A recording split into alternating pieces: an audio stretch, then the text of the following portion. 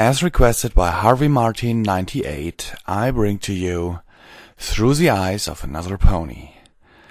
Without further ado, here it comes, Through the Eyes of Another Pony by CardsLafter. Chapter 1. Your body is not ready. Gentle Colts, I have but one question for you. What is normal? Is it doing what comes natural to you? Because I gotta tell you, there are plenty of people that do just that and still get tagged as deviants. Is it holding up your local status quo? I don't think that's quite right either. I mean, think about it for a moment. In America, that's getting a full-time job, or 2 or 3, and supporting/contributing in some fashion towards your own care and/or the care of others. In certain parts of Africa, people would look you funny for that. You want to know what I think is normal? It's the settings on my dryer back on Earth. That's about as defined as normal gets for me. See also standard setting. Why am I asking you this? Not certain other than I want to give you a frame of reference for what is normal, because I'm about to jump into the far reaches of abnormal. Now brace yourself for it. Take a deep breath through your nose, enter a state of zen, and let it out through your flapping lips. Don't clench. I woke up in a cartoon. Wait, it gets better. It wasn't just any cartoon. It was a cartoon to end all cartoons. No, not Aqua Teen Hunger Force. Let me take you back to what was happening last. Let's see. I was drinking a lovely martini whilst partying up at my step-sister, Michelle's birthday bash. As was normal for her, rather than enjoying her own damn birthday, she was instead running damage control or something she felt was important. We actually got into a fight about it, and I ended up walking out. Last thing I remember was leaving the party only slightly inhibited. Passed my own personal drunk test even. Well, I never made it to my car. Let me rephrase that. I don't ever remember making it to my car, because on the way there I fell asleep and woke up in the cartoony central square of town called Ponyville. Yeah, I went a little something like that. Bert was tweeting. I'm not sure what he was tweeting. I was quite certain, however, that I wasn't subscribed to his channel, so I'm not sure why he had to let me know about it. But he was, and unfortunately it was grating on my slowly awaking nerves. I opened my eyes and regretted that damn near instantly. It was bright out. I mean, not sun bright that seems to coat everything in a blinding layer of blinding white. No, everything was bright, brightly colored. I slammed my poor orbs shut and whimpered before rolling over. I would not let the bright colors defeat me. I tried opening them again. Colorism! I had lost the battle with bright colors. I didn't even know what the colors were. I just knew they were incredibly bright and I was incredibly tired. Maybe I could get some more rest and try again tomorrow. Yeah, that sounded reasonable. Then that damnable bird started up again. Oh, Bert, just you wait. There would be a reckoning. I was about to get me a brand spanking new feathers for my dream catcher back home. Okay, for the bird-related vengeance, let's try this one last time. My poor defenseless eyes. I did it though. I opened them fully. I made those suckers stay open. They watered and burned as though they were on fire, but that's okay. I beat the colors for the sake of foul destruction. Oh ho! But there would be a reckoning indeed, right after this cigarette. Yes, I smoke. I'm not apologizing. It's an addiction. I feed it to prevent slaughter or a genocidal state. Thereover, every time I light up, I'm taking one for the team. I'm so freaking selfless, I know. You just can't handle this brand of awesome selflessness.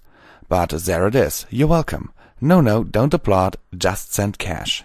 So yeah, I lit up this awesome cigarette as part of my morning ritual, see averting genocidal tendencies, before rolling back over and pushing myself up off the ground.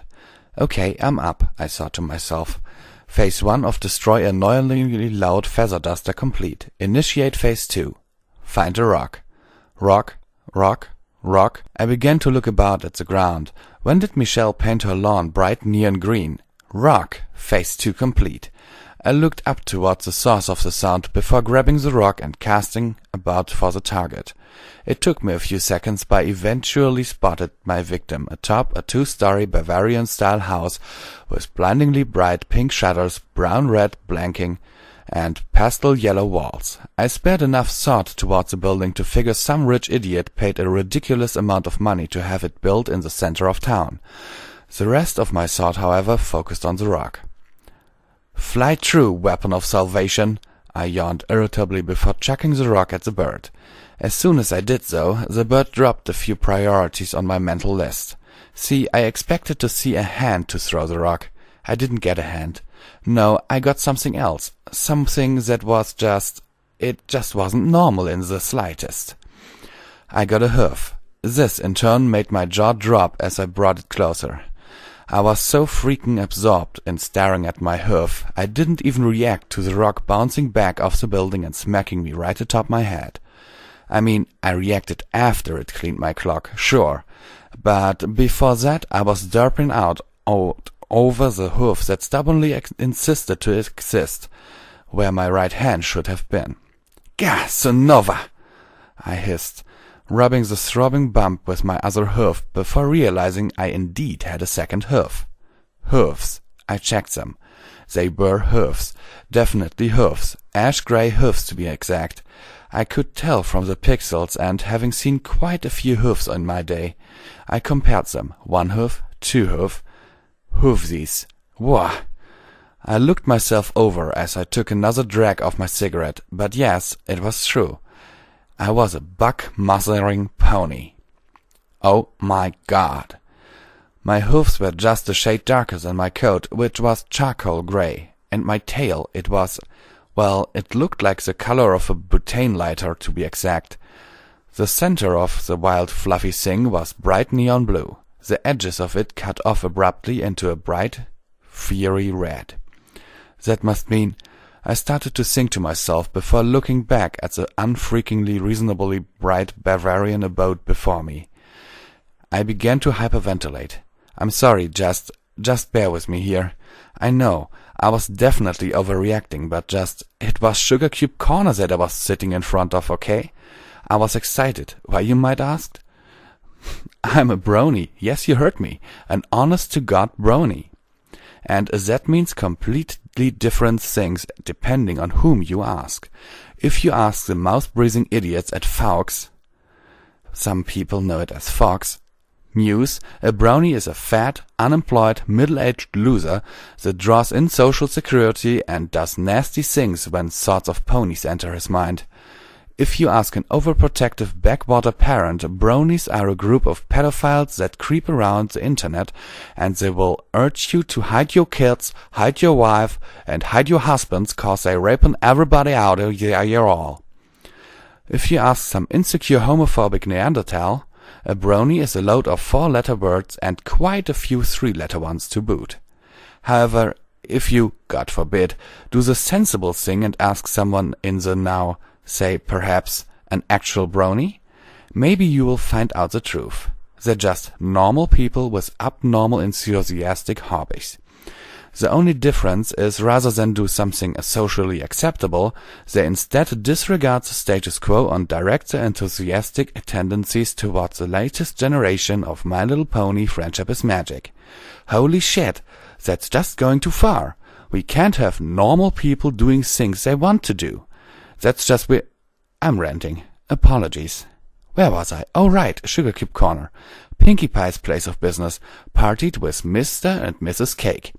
She's like critical to the show. Now that's not what I'm thinking at the moment.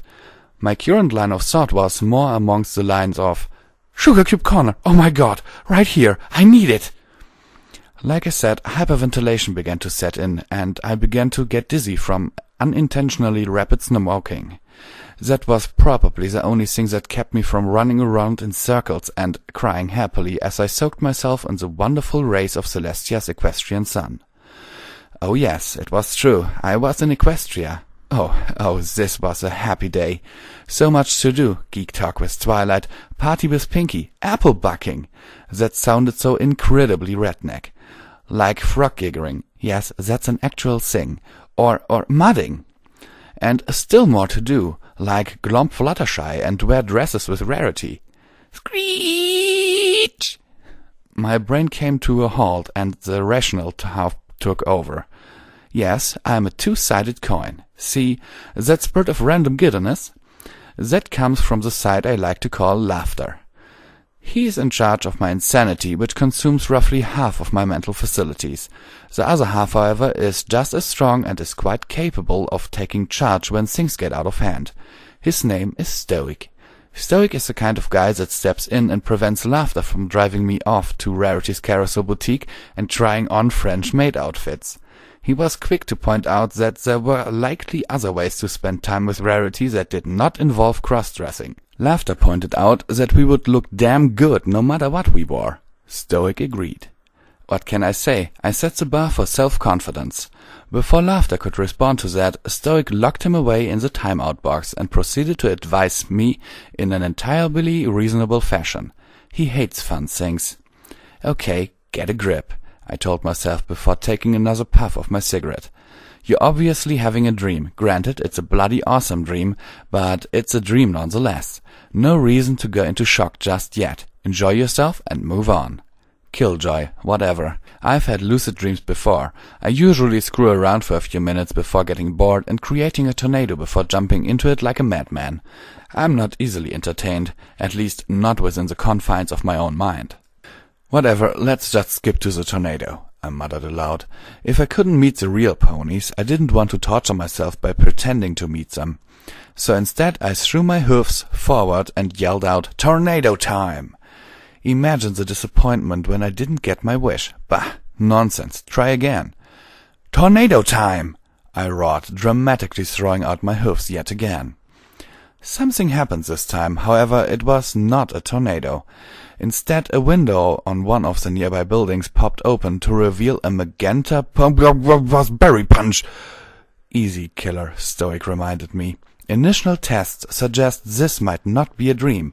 Just play it cool. Playing it cool involved my eyes slowly widening as though they were being inflated. She was glaring down from her second-story window, her bleary eyes angrily fixed upon me. Whether she was hung over or just waking up, I couldn't tell. Probably both. I stared back, my jaw slowly falling open yet again, as I took in the sight of my first pony. My cigarette fell out of my mouth.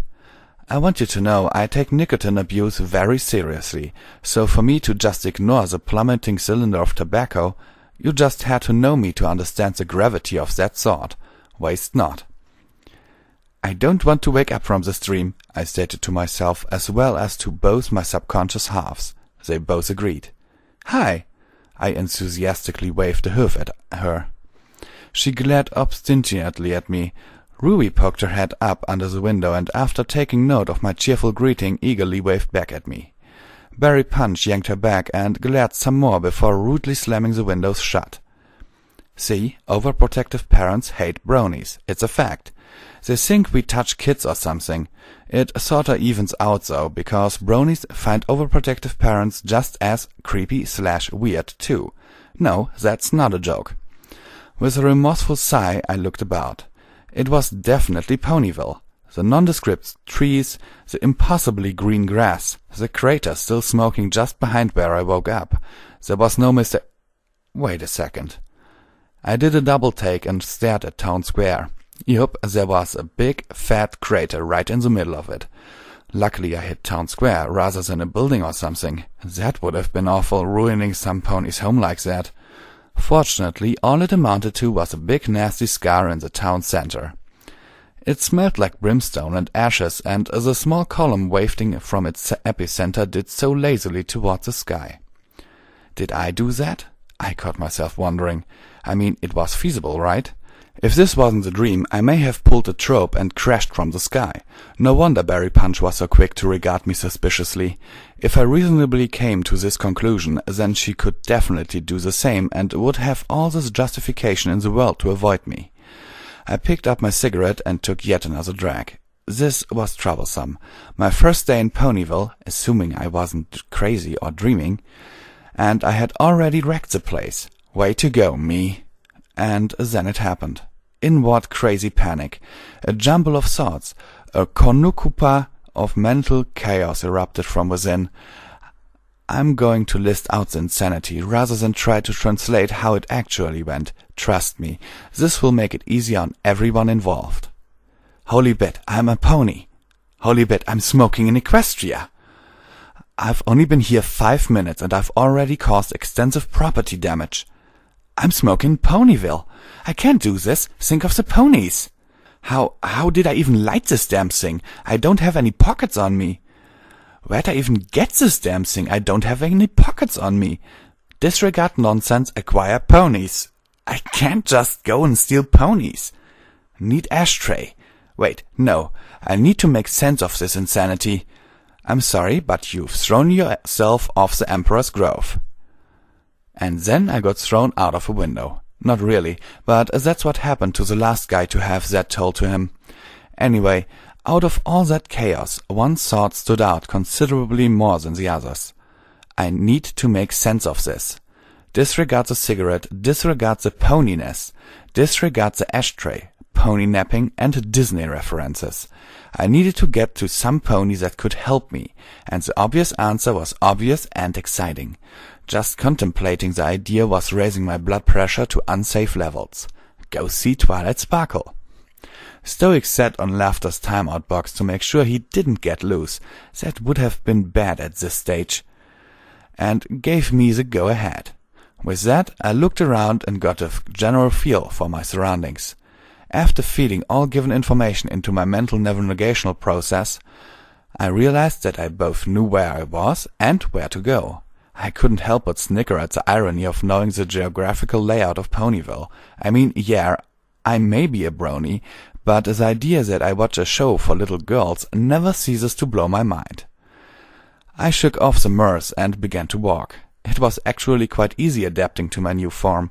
I mean, I wasn't struggling or anything. Go figure. I even figured out how to move my tail. Tail! I swished it back and forth as I walked, and it felt the urge to squee bubbling forth. No, bad laughter. Stay in that box. No freaking out until further notice. The effort to stem that squee flow took a lot longer than those few sentences may have implicated. In fact, in the time it took me to force it down, I already had the pony library in sight. That started yet another emotional surge that I sadly failed to wither out. As soon as I set my eyes on that very special tree, I broke out into a sprint, gallop. The grin spreading across my face was inhumanly wide, which made perfect sense, since I was no longer a human. I was smiling so hard it bloody hurt. I paused just before the door, though. Had to collect myself, had to get a grip, The door opened. I didn't knock, it just opened. Out came the coolest dragon ever. Sure, he may have been a baby, yeah. His colors of purple and green may have badly clashed. True, he was a mere library assistant, but that didn't matter. It was Spike. And that was all that counted in my book. Cue the mouse-dropping moment is awesome. He was carrying a large satchel, entirely bereft of any contents whatsoever. "Okay, Twilight, anything else?" he called back into the treehouse before turning to see me staring at him like he was made of pure gold.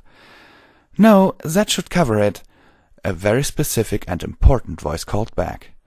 Spike took it all gracefully, which is a lot more than I could possibly say for myself. My eyes likely did not exude a calm message, but he played it cool, staring right back with an arched eyebrow. You never seen a dragon?" he asked helpfully. I shook my head. "You're not going to run away screaming, are you?" he asked, reaching a claw up to scratch his head. I shook my head again. "Well, that's good," he replied. "I guess." I nodded. His confusion worsened, and he turned his head a bit to give me a somewhat skeptical once-over. "So, I guess I'll be going now." "'Kay," I murmured softly, still praying that this wasn't a dream. This couldn't be a dream. "Creepy," he whispered as he slowly stepped around me. I watched him leave, keeping my eyes stalkerishly fixed upon him. Oh yeah, I was totally keeping my composure. Totally. I sighed as he turned the street corner, now irritated with my inability to get it together. With that, I resolved myself to do better with the other purple inhabitant and reached my hoof up to knock on the door. Yet again, it opened before I could do so, or at least the top half did. However, this time I was within its swinging range and was rewarded with a smack to the face. Related note, Twilight opens doors at astounding velocities. I toppled over and tumbled into Twilight's lovely flower garden. It had roses for some reason. Oh Christ, the thorns. Why did it have to be roses? "Spike, wait!" Twilight hollered from the door before realizing she had struck some poor bastard with it. Oh dear, sorry! I'm so sorry!" "Just kill me. Stop the pain. I beg you," I whimpered pitifully. Twilight rushed out to help extract me from the evil, thorn-filled, vile rosebush, apologizing a farewell rarely seen on earth. It took a lot of whimpering, apologies, and agony, but I was eventually extracted from the sadistic shrubbery. It was not a nice shrubbery. "Oh my goodness, you're all scraped up," Twilight pointed out the obvious. "Common side effect of being blundered into a rosebush," I grimaced as I picked up a hoof and took a quick damage report from my entire front leg. If the rest of my body was as bad off as it was, then I probably looked like shit. With a capital shit. "I'm so very sorry," she repeated for the up-tenth time. The pain was already fading. In fact, it was almost bearable already. That didn't make any sense. After all, one does not simply shrug off an attack from a rosebush, but apparently that was not the case here. I wasn't even bleeding. That I knew to be freaky. I just dived headlong into a bush full of murderous roses and emerged without a single drop of blood lost. I guess ponies didn't bleed? I mean, I'm sure as hell never saw them bleed. And I hoped to keep it that way. "Here, this should help," Twilight replied as she aimed her horn at me. "Hold still." I started to respond, but I was cut off, staring at the sparkly pinkish glow that sprang forth. Before I could react, it washed over me, and a moment later all the scrapes and pain were gone. Twilight just white-maged me. Technically, she magenta-maged me, if you wanted to be literal, but still. How awesome is that? Awesome enough to market for a premium, that's how awesome. Wow, that's mind-blowing, I muttered as I gave myself another once-over. Wow, Twilight, that is so OP. How do you know? Wait, come again? She tilted her head, both mildly overcome with surprise and confusion. O.P.? What does that mean? I gave her a nervous chuckle. Oh, it just means that you're overpowered. O.P. Make sense? She opened her mouth to speak, but paused and gave herself a bit more time to mull that over before raising an eyebrow. I suppose. And thank you, I guess. No problem. I smiled brightly before taking another puff of my cigarette. That's when I realized I was smoking, right in front of Twilight. Mortified doesn't even begin to cover it. The only thing that could have been worse was being caught naked, which was already happening technically, or something. I immediately spat it out onto the ground and gave it an angry stomp before showing her a nervous smile. And thus began the first of very many looks of suspicion of insanity. I mean, what Spike had given me earlier was close, but Twilight must have invested some time in honoring her skills. Skills or not, I was too numb to feel the effect of such an effort thanks to my nervous system already being flooded with awesome. I mean, for once in my life I could say that I was experiencing something that matched the textbook definition of the word. Well, if that's all then... She slowly backed away, moving for the library door. I panicked a bit, but quickly recovered and did the sensible thing. Be both honest and earnest. Wait, Twilight. It's really, really important that I speak to you, I said urgently, my face reflecting my desperation. Please, I'm not from around here, and I just... Seriously, you have no idea just how crazy this is. You know that look when someone you do not want to spend time with legitimately needs your help and you don't want to be an ass by rejecting them? Yeah, that was pretty much Twilight's face. I knew I had her at that point. It would just take a little more begging and pleading. Sometimes being a psychology enthusiast really pays off. Don't bother trying to call me out on it. Every single person on the planet does it. The only difference is that I do it actively rather than subconsciously. Kinda like your conniving mother. Look, just let me take a bit of your time. At the very least, this will probably give you something to talk about later, even if you don't believe me, I offered half seriously. I'm not kidding. I don't know who else to turn to. Twilight set me with a helpless stare before letting out a resigned sigh and turning back towards the door. I suppose it's the least I can do, seeing as how I hit you with the door and everything. I resisted the urge to jump in the air and scream with delight. Instead, I settled for giving her a grateful smile and nodded with but a single word. Thanks. She invited me in and offered to get some tea. She gave me a strange look when I told her I took mine cold as ice, with a ridiculous amount of sugar. Apparently, cold tea was abnormal or something. Pfft. Pony stereotypes. Just wait until I get me some hipster glasses. I was going to introduce them to so many strange and awesome things. I hopped up onto a bench, sitting on it exactly as a human would, which is exactly as a pony wouldn't, whilst looking about the living room to the library. It almost looked identical to the show, save for a section in the back that apparently held the kitchen, bathrooms, and a staircase leading down into the basement. Or maybe I had just never seen it from this angle. Whatever the case, I was mesmerized. It was a lot bigger than the show made it out to be, and smelled of musty old books and pine sawdust. Which sorta didn't make any sense, because that was most definitely not a pine tree. However, it smelled awesome, and I was awestruck nonetheless. She returned with 2 cups of hot tea, her smile both welcoming and happy. After setting mine beside me, she took a moment to cast a spell that chilled both the glass and the fluid inside. Magic, but it's awesome. I smiled eagerly as she took a bench of her own nearby. I tried to pick it up with my hoofs, but it was damned hard is what it is. I must have fumbled with the stupid thing for a whole minute before Twilight finally came out with a question that I was already anticipating. What are you doing?" she asked, tilting her head slightly. I bit my lip and tried one last time, putting extra effort into it, only to end up spilling my cup on the floor. I could feel the blush burn my face off as I gasped and grabbed my tail to begin mopping up the mess as quickly as I could.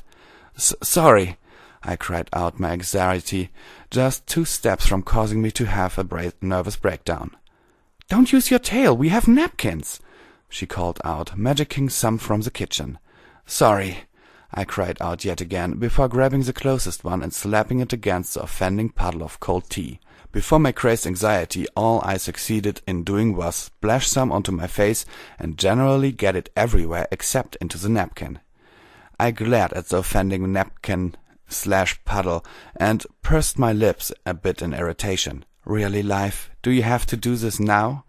Right when I'm sitting in front of the one of the coolest chicks to have ever influenced my existence?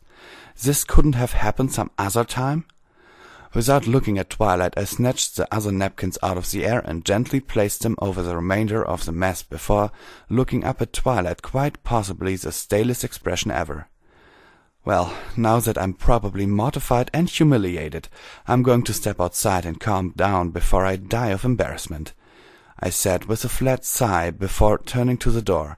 As I approached it, though, I felt a cold chill go throughout my body. It had a doorknob. Rather than do something stupid like try to open it with my teeth, I just looked back at her. I expected yet another strange expression, but she looked more worried for my sake than anything. "Could you please open the door? I don't know how to open it," I explained in a tired voice.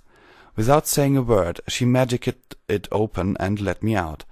I exited, my face still burning hot from the shame. I trotted out a bit to the soft grass of her front yard and flopped down onto it. Maybe I'll just lay here and will myself out of existence or something. Maybe, okay, after a cigarette. Without thinking about where it was coming from, I pulled out my pack of cigarettes as easily as I would produce them from my pocket. I blinked before looking at where I pulled them from, just to make sure there wasn't a hole in my body. Okay, no, we're good. Still, that was somewhat perplexing. I gave a sigh before glancing back at the pack foiled with silver and teal. I kid you not. It said Marlboro Smooth 100 in front. That had me brain-locked for quite a few seconds. Finally, I opened the pack only to realize that it was still full, despite me having already snagged a cigarette from it earlier. Wow, that part I could get used to. I retrieved the smoke and closed it before putting it away, then realized it just disappeared, and I jumped up before looking around frantically. Is everything okay?" Twilight asked, apparently having stepped out to check on me. I continued to search about fruitlessly for a few seconds longer before groaning in irritation and sitting my frustrated plot down. "No, Twilight," I huffed, lighting my cigarette before explaining.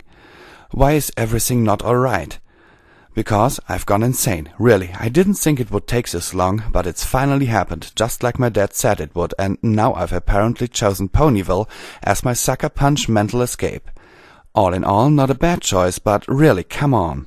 I can't even pick up a goddamn teacup. Not to mention my first act getting here was apparently to blow up Town Square, which probably isn't going to win me any points with any pony. Not to mention the cartoon physics are already screwing with me, and somewhere along the line I turned into a pony. And to top it all off, I just made a complete jackass of myself using nothing but sugar, water, and boiled frickin' tea leaves, just after getting shoved into a satanic creation that most people know as a rose bush. So, no, everything's not okay. I'm not okay. I'm like 10 different flavors of not okay. If the Guinness World Book of Records held a spot in its pages for not okay in the slightest, I think I would have taken the gold, silver, bronze, and all the runner-ups. I sighed before taking a puff of my cigarette, before noticing that it somehow got lit without me thinking about it. Glaring at the suddenly offensive nicotine stick, I spit it out and accusingly pointed the hoof at it. "Mother, and how did I just get that stupid thing lit?" I hollered in exasperation. I heard Twilight let out a bemused chuckle before looking up at her with a tired visage. "You used magic," she explained, as though it were obvious. She approached with a small towel and levitated it over to my face, wiping off the drying sticky sweet tea with a relieved sigh. "Magic?" I repeated dumbly, squinting at the warm-watered towel as she used it to clean off my face. After getting cleaned up a bit, I gave the still smoldering cigarette a suspicious look. I had just used my hoof to bring it to my face and light it. Was that magic? Hell, it certainly wasn't normal, but then again, this entire day was straight-up freaky as of yet. I tried to pick it up with a hoof, but it wasn't for naught. Irritation was at an all-time high. Why was it no longer working? Magic," she replied with a sympathetic smile. "Well, at least this explains a lot. I take it you aren't really a unicorn, then." I blinked in shock. Run that by me again, Twilight." "Well, you said you got turned into a pony, so I figure you aren't an actual unicorn. Or at least not originally." She placed a pensive hoof to her chin and stared up as she considered that. "Wow, now that I think about it, transmuting a living creature is not exactly a simple spell. I'm not even sure I could manage something like—" No, we'll get to that next." I waved the hoof to cut her off. "What did you say I was? Just to make sure I didn't mishear you. A unicorn? A pony with a horn used for focusing magic?" she explained with a slightly doubtful stare. "Wow, you weren't stretching the truth when you said you weren't from around here." Eyes widened, breath became short. An explorative hoof came up to my forehead. There it felt an ivory-like spiraled protrusion sticking out. Stoic dived to keep laughter contained, but that wasn't going to work for very long. "Twilight, I'm about to make a lot of noises, of incoherent excitement," I warned her very seriously. It's probably best you get inside, else I may get some of this squee on you, and it doesn't easily come out of with a wash." She blinked in fearful confusion, stepping back cautiously. What? My grin began to break through as I began to shake a little. Too late. I suddenly burst into motion, jumping up and down in circles like a kid who just won a lifetime supply of candy. As I promised, sounds of excited happiness erupted from me, and while they had no specific definition, there was no mistaking that I was suddenly back on cloud 9. "I'm a unicorn! I'm a friggin' unicorn!" I cheered in time with my bouncing, tossing my mane about gleefully. "Fillies and gentlecolts, laughter has entered the building." I suddenly paused as my jaw fell open for what was probably the 1000th time. What spells can I cast? I aimed my horn at nothing in particular and began to focus as though I were trying to force my brain through my forehead. Unicorn powers activate! Only not. Completely failed to do anything, but damn it. I was going to try until I had an aneurysm or a spell. I was really hoping the second would happen before the first, though. "Are you trying to cast a spell?" Twilight asked hesitantly. She was probably doubting my sanity again. Not that I was giving her any reason to do anything else, but still, I was merely excited. No call for her to be so callous and uncaring towards my happiness. This was a great day all over again. "Yeah," I grunted, still focused on making some magic. "But it's not working." She didn't reply, and eventually I gave up with an exhausted huff. She walked up beside me, lowering her head beside mine, and with a nervous laugh, "Well, what are you trying to do?" "Anything. I just want to know what I can do," I cried before giving up with a huff. Then I noticed the cigarette, and I got an idea. Maybe I just needed to have a little face and an idea of what I wanted. Without thinking about it, I pulled out the pack of cigarettes and paused yet again. I had it in my hoof. It was just sticking there like I had gecko pads for horseshoes. "Well, now you know you have magic, though that's a peculiar way to perform a summoning spell," she pointed out before peering at the box. "What is that anyway?" Let's not worry about it," I murmured before opening the box, still full. Holy hell, that was too good to be true. Magic test number 2. I simply inserted it in my mouth and forced myself to not focus on the peppermint-scented, methylated product. I thought about smoking, and without any warning whatsoever, a spark flitted from my forehead and lit the cigarette with a somewhat audible snap. "Ugh!" I cried, jumping back as I dropped it out of my mouth. I wasn't expecting the special effects, all right. Twilight face-huffed as she shook her head. "I think that's enough magic for one day." "Hee!" I squealed as I cantered back to the cigarette, making myself not focus on picking up the cigarette as I touched it with a hoof. Sure enough, it worked on the first try. That seemed to be the answer. Just let it happen. Don't force it, yeah? "Okay, yeah, we're good now. This solves the most immediate crisis."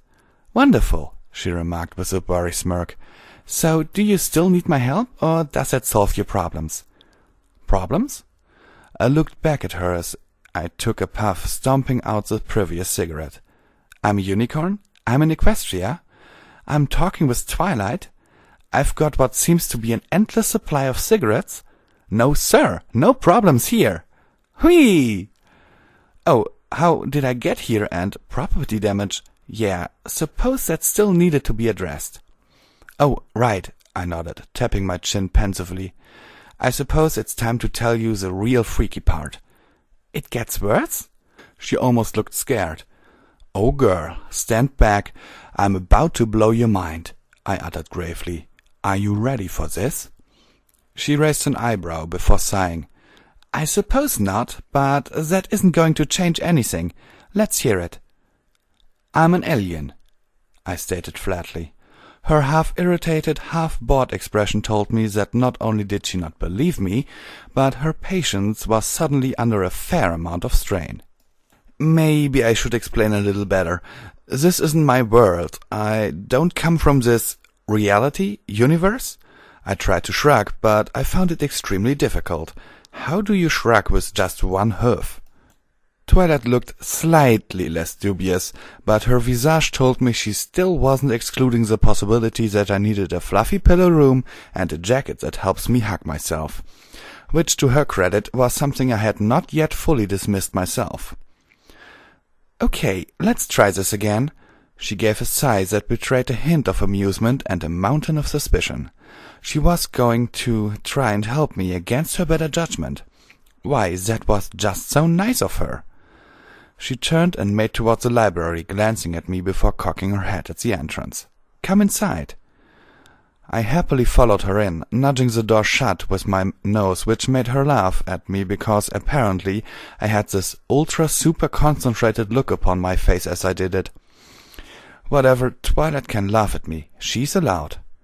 Okay, let's hear the she started to say before pausing, a largely audible groan echoing from her stomach.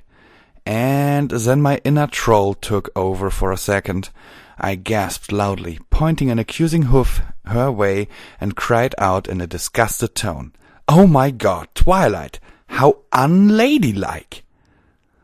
That blush! I immediately fell into an uncontrolled bout of laughter, as her face slowly turned a bright shade of magenta, red plus purple, I guess.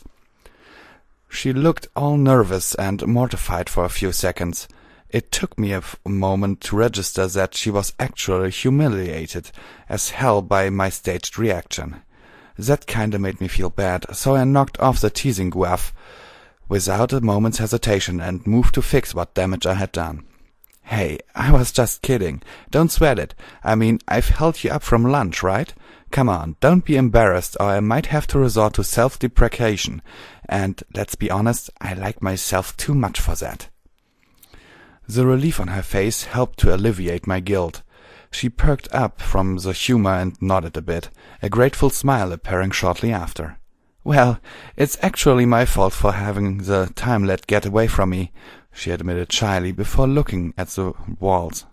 I missed breakfast altogether, no doubt. What time is it?" Pure instinct. Checking time? Just whip out the cell phone. Now, as you would surely assume, that shouldn't have worked. Why it did, I've no clue. But there you have it. From the same wherever that I stashed my cigarettes in, I produced my slightly beat-up Motorola Atrix 4G with, AT&T service. It took me a few seconds of staring at the phone to accept that it was both real and functional. That was messing with me, I'll admit. I started to put it back, but then I realized I didn't even check the time.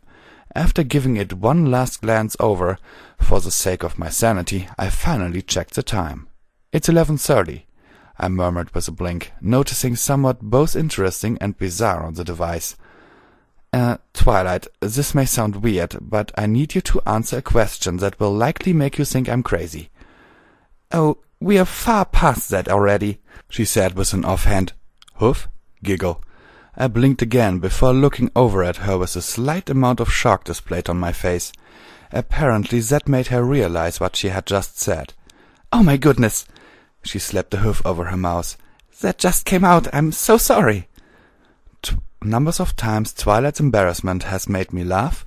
2. "You just called me crazy." I don't know why, but that was funny to me in a lot of ways. Mostly it was just a riot of how much she actually panicked. "I'm sorry," she laughed back, after becoming aware that I wasn't actually offended. "I was just trying to be witty, yeah? It's cool, no worries," I answered with a chuckle. "I'm the biggest advocate of well-timed shots."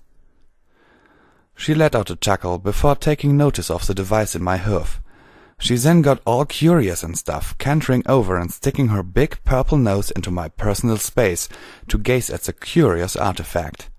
"So, this is like a magical clock?" she asked as she leaned closer. My natural reaction was to lean away. It's just something we humans do. "Well, actually, I still want to ask my question first," I replied. "Do you have Wi-Fi or something? Because I'm getting full signal, and that makes no sense, because last I checked, you guys don't even have television." "What-o-vision?" she asked, looking back at me before tilting her head. Long story, I said with a sigh, unlocking the device and opening up the mighty purveyor of information known as Google. No shit, that's pretty odd. It is? She looked back at it, blinking in confusion. Why? Think of it as a series of tubes. I couldn't help myself. The tubes move entire libraries of information throughout them as quickly as lightning. I know for a fact that no tubes even exist here, so no tubes are here, ergo I shouldn't be able to access the information said tubes hold. Yet, voila. The very idea seemed to be magnets to her. Her eyes got huge, like super amazed, oh my Celestia, too good to be true huge. Entire libraries? She repeated in awe. To be honest, if you built a library to encompass everything it had, well, let's just say you'd have an easier time building a second Canterlot. I won't lie, guys. I felt pretty hipster hammy at the moment. What kind of information? She asked, her eyes only getting bigger and shinier. What they needed to be shinier for, I'm not certain, but they were, and it was driving up my blood sugar. Stoic tried. He really did. He did his damnedest. But there was just no stopping laughter. Irresponsibility was at hand. The opportunity would not be squandered. I looked up pictures of Twilight, because ponies, that's why. How? That's amazing, she cried, poking at the screen testingly. How is it possible? Her poke enlarged a skillfully drawn image of her as an Alicorn princess. She squeaked in shock. I don't know if it was a squeak, a shriek, or something in between, but it only made her much more curious. I went to scroll down a few more images before spotting some dreaded R34 shudder and hastily putting the phone away. Oh, okay, there. That's enough web surfing for now. I grinned nervously. She did not like that. Her excitement immediately translated into broken-hearted disappointment. And I thought the shiny awe eyes were bad. Jesus. Whoa. Puppy dog eyes are foul play, I cried out defensively. God forbid she cry. I can't stand watching anyone cry in real life, much less awesome ponies. I said for now. That doesn't mean forever. She sighed reluctantly, her eyes flopping down pitifully as she forced herself to accept that. Right, she said durily. After a moment, though, the excitement returned with a great vengeance and sought to overpower me with its adorable. That's so incredible, though. Information and pictures that can be accessed from a hub repository with a device. It's brilliant, she cried, her eyes snapping back up with gusto. Trust me, Twilight, your magic is just as amazing to us. I let out a modest chuckle, my ham repository having been filled for the moment. So, am I an alien or what? She smiled with a playfully forced sigh. It's either that or an all too elaborate joke. So, Mr. Alien, actually, what is your name? I blinked before rubbing at the back of my neck with an irritated groan. Well, it's actually... I started to say. I was interrupted by the door suddenly being thrown open and slamming hard against its stopper. Spike, I've told you to stop doing that! Twilight hollered at the short purple dragon entering. I could tell it was Spike only by the purple claws walking underneath a small mountain of scrolls, quills, and ink bottles. Carrying the tremendous load in his arms, he used his tail to slam the door shut and poked his head around the side of the view-obstructing pile of literary material. Well, when I grow a magical horn that lets me open doors without using my claws, I'll see about opening it your way, he griped irritably. Until that day, though, tail it is. I winced at the angry exchange between the two. It wasn't until that moment that Spike took notice of me. Spike, manners, this is a guest, she snapped, her eyes wide in shock. I snickered. It's cool. Sup, Spike, Yeah, listen, I don't mean to be rude, but I really gotta get lunch going. I'm so hungry I could eat rocks and not care. He waved me off dismissively after setting the vendor goods on a nearby table. Without leaving much room to get in an edgewise word, he vanished into the kitchen. Sorry, he gets really cranky when he misses breakfast, Twilight murmured with a sigh, staring off at the kitchen before glancing back at me. So, what was your name again? Tell you what, if I get interrupted again, I'm going to make you give me a name instead, I reasoned happily. Unless, you want to just give me one? How about hot air? Spike called from the kitchen. Maybe there's just something wrong with me. Maybe there is something right with me. Maybe I'm just special. In whatever case, I just don't know how to take myself seriously. No, really. Here's Spike, being a general PITA, and the only thing I can do is laugh. Who does that? Even to me that sounds weird. Not that it changes anything, other than make me laugh a little harder. Still, I suppose it makes me very hard to dislike, or maybe very easy, and I'm just too dense to catch on. Either way, I remain happy as a calm. Spike! Twilight groaned, shamefully dropping her head. I continued to snicker, my face buried beneath a hoof. Spike's just awesome like that, making those silly jokes. Declined, Spike, but thanks for the effort, I called back before looking at Twilight. Your turn, Princess Purple. Twilight lifted her head and simply stared at me for several seconds. She opened her mouth once, but no sound came forth. After shutting it, she blinked and finally turned a little pink around the cheeks. Can't think of anything? I troll-faced her right in the face. She leaned away from me a little, blushing a tad more. Give me a minute. I began to simulate the Jeopardy theme, staring her right in the eye as I did so. After about 15 or more seconds of creepy eye contact, I finally lost my nerve and distracted her with a vocalized buzzer. Well, it's your name. You pick it, she demanded irritably. I'm sorry, Twilight, you must question in the form of an... Well, never mind, I got that wrong, I huffed before shrugging. I kinda like the anonymity, actually. I shall be Anon Pony. Sometimes even I have to look back at these past decisions and wonder, just what was I smoking and why didn't I keep smoking it? A non-pony? Twilight tilted her head, contemplatively considering it before giving a non-committal nod. I suppose that makes sense, since you aren't really a pony after all.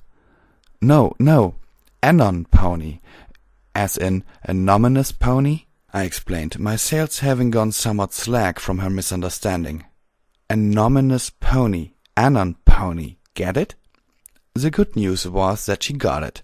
The bad news was that I wish she hadn't, because then we got into this huge argument over the fact that nameless did not mean anonymous, and that I couldn't be Anon Pony if I wasn't actually anonymous.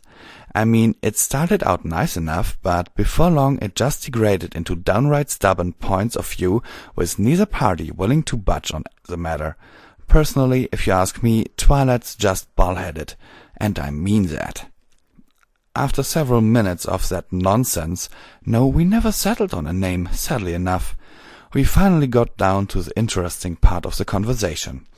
The part where we started to exchange fascinating information, that is. Twilight asked me a few questions, 1,000 different shades of interesting for her. Like after I showed her what humans looked like, cell phone, pah! She simply couldn't fathom just how different we were in appearance alone, and the fact that we thrived on the concept of technology and scientific exploration was equally appealing to her. When I described weather prediction and how we worked around it, I had to reaffirm her several times that humans were non-magical creatures. Then I turned things around and began an intense interrogation of my own. Ponies, how do they work? We just don't know, but that was about to change. Forever! First of all, every last pony was packing magic. Yes, even the Earth ponies. That's how they were apparently able to pick things up with their hooves, and even provided them with incredible strength. Pegasi, on the other hand, used their magic to make themselves feather light for flying. Not only that, but were also able to trail their magic behind them for a variety of purposes, such as more potent weather manipulation and leaving a wake of visible magic that was unique to each flyer. Unicorns had to rely on their horns to focus their magic, which prevented them from picking up most of the heavier objects with hooves or tails as an earth pony might. Their big advantage, however, were spells that could be used for a plethora of applications. Most unicorns only got 1 or 2 spells, but their affinity with that spell would, over time, allow them to branch out to many other uses based entirely upon their will and desire. Complex, huh? But that wasn't the extent of their magic. Hell, that wasn't even scratching the surface of what magic did for ponies. Magic was in everything. Everything. Even in the butter. Can you imagine that? This roll is ridiculous enough. Let me smear a little magic vegetable seed on it, though, and it's suddenly worthy of a $10 price tag. Grandma was good, but she wasn't that good. Seriously though, there was this thriving ecosystem of magic, and I could talk about it all day long. In fact, me and Twilight would have done that very thing if Spike had not entered the room with a pair of plates in his hands. His left cheek was gorged, as though he had a huge precious rock of some form stuffed in there. I got all excited at first, but that was before I noticed what was on the trays themselves. Hay. Thank you, Spike. Twilight was delighted with the arrival of tasty hay. I was not. He brought me my plate and set it down in front of me with a nervous smile. Sorry about the, being a jerk. Totally forgiven, I smiled back before glancing at the plate. Twilight noticed my hesitation before tilting her head. Oh, I take it that humans aren't herbivores? Omnivores, I distinguished before biting my lip reluctantly. We just don't eat hay. Poor Spike had been left out. He was out of the loop, and it was definitely showing on his face. What with the Spock eyebrow and the crossed arms. Huh? What now? He's an alien, Spike, Twilight pointed out. Totally, I nodded. That's not as big a surprise as you might think. Spike scratched at the side of his head pensively.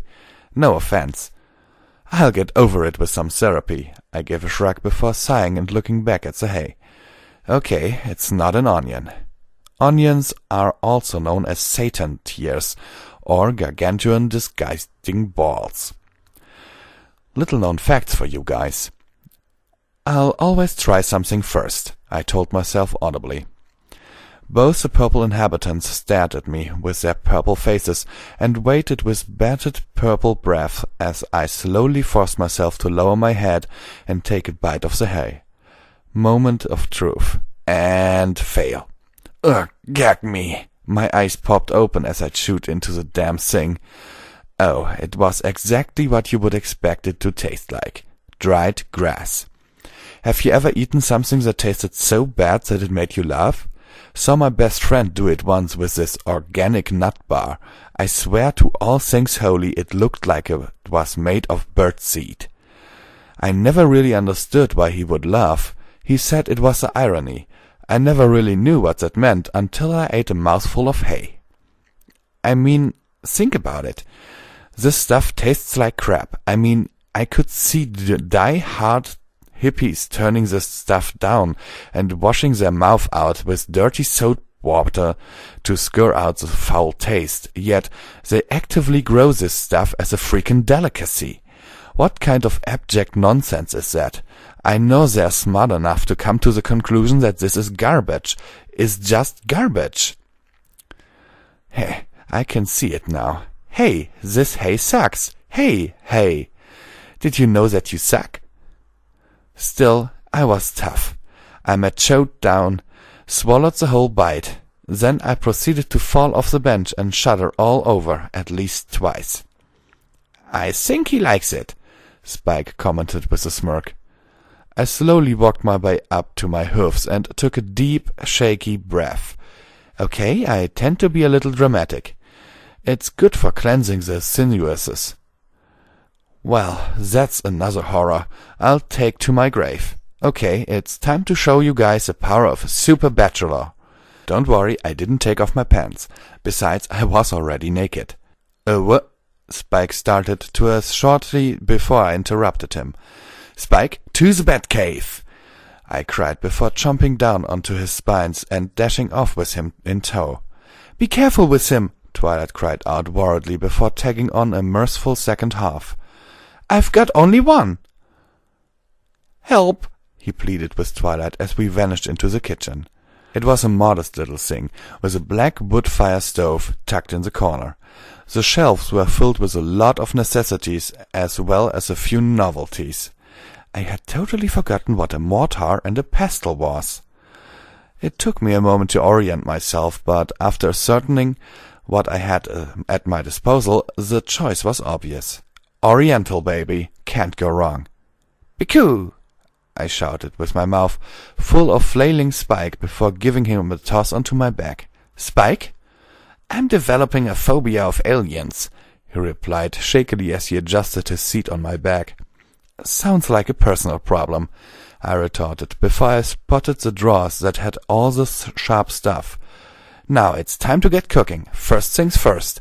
As proper men, we need sweat rags. Because that is awesome, and we're awesome, understood? What? I was losing him. Who's awesome, Spike? I demanded. What? He replied. I sighed sadly before asking him a more particular one. Who is awesome? Rainbow Dash is pretty cool, he pointed out in an uncertain fashion. He wasn't catching on, as that much was apparent. I blinked before looking back at him with incredulity written upon my face. Yes, I suppose she is, I admitted before sighing, lowering my head in frustrated disappointment. Now, who else within the immediate vicinity, mind you, is awesome?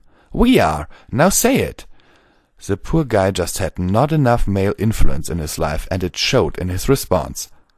We're awesome? It doesn't need that question mark at the end there, Chief, I told him with a second sigh. Try again. Who's awesome? We're awesome. Better, but insufficient fury nonetheless. Louder! I cried out. Who's awesome? We're awesome! He replied with more enthusiasm, starting to get pumped. Yeah, who's awesome? I demanded yet again. We're awesome! He bellowed in return. Yeah! I thrust a hoof into the air. Yeah! He did likewise with a claw. Yeah! Yeah! Yeah! Where are the rags? I hollered. There! He pointed out excitedly. 2 seconds later we had a pair of awesome pink do-rags wrapped over our heads to match our states of awesomeness. It's on, fellies. Let's cook some lunch. Pardon me, boys. Twilight derailed the whole damn thing, yelling at us from wherever she was currently busy doing girly pony things. But could you keep it down? This is still a library. Well, my face was some kind of red. Eventually we were able to get some homemade vegetable lo mein served up with a bit of homemade sauce. I was worried I would die of starvation in time it would have taken me to get the stove wood lit, but that wasn't much of a problem with a tiny purple dragon at my side. Still, there were enough complications to keep it interesting. I actually had to brew my own damn soy sauce. Thankfully, I had done that 100 times before working at a Japanese steakhouse in Alabama, so I wasn't deterred. It wasn't perfectly similar to the original thing, mostly because I had to make the noodles broad and then cut in half after frying, which was tedious as hell. In less than an hour, though, we had a load of cabbage, bean sprouts, mushrooms, and carrots all mixed up in a pile of soy sauce and noodles. That looks angry, Spike admitted, giving it a fearful glance over the top of my head from his perch on my back. Oh, it is angry, I agreed with him, tentatively poking it with a fork before jumping and screaming in horror. Ah!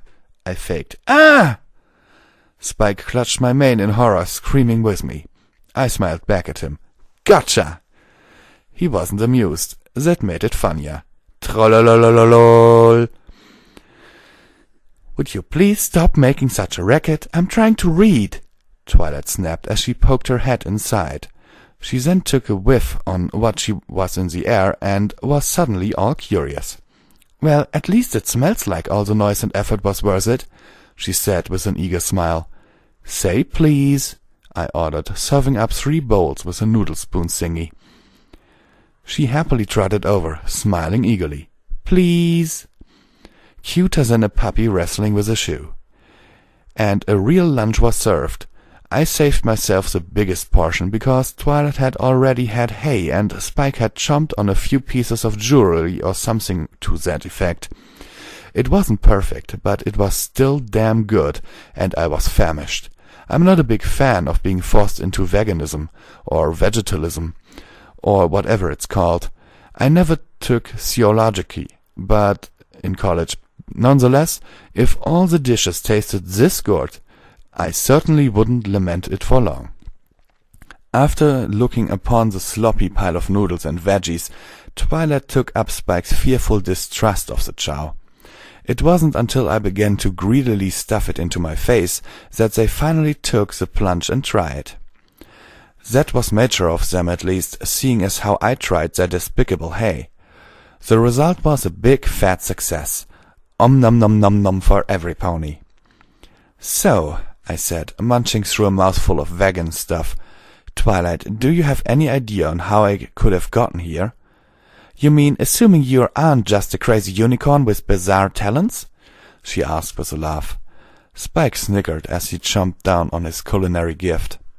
"Well, from my point of view, I'm still not sure this isn't all just a dream," I replied with a laugh of my own. "But now that we're done pointing out the elephants in the room—" She shook her head as she tried to replicate the act of slurping up a noodle after watching me do it. "See, there's an art to that. You gotta ease up at the end, and even that has to be done gradually. If you just willy-nilly go slurp about, you're going to get what Twilight got, which was a noodle slap right in the nose." "Twilight, you barbarian!" I huffed sarcastically, pulling the rag off my head and gently dapping at Saucy Nose. She chuckled with a blush and began to reply, but the door was bucked open and slammed against the stopper with a bang. It scared us all into freezing in place as we all turned to face the newcomer. It was like magic. Okay, maybe that was a little redundant. In flew the bluest, coolest, awesomest mare in the world. 20% cooler than ice and faster than a speeding bullet. The bad flank herself. Rainbow, danger, dash. "Twilight, what is taking so long?" she yelled, frustration marring her lovely face. Jaw drop. She spotted the scene. Random cold wiping sauce off Twilight's mouth from unknown dish that no doubt smelled delicious and looked angry. She processed that. She ran it through her priority algorithms. Outspewed the questions. "What are you eating? Who is it? Is this your cold friend? Ah, that's so cool!" she cried, starting to get all chummy before shaking her head and realizing that she was there for a purpose. "Wait, why are you eating? I sent Spike to come get you over an hour ago. There's a huge crater in the middle of town square."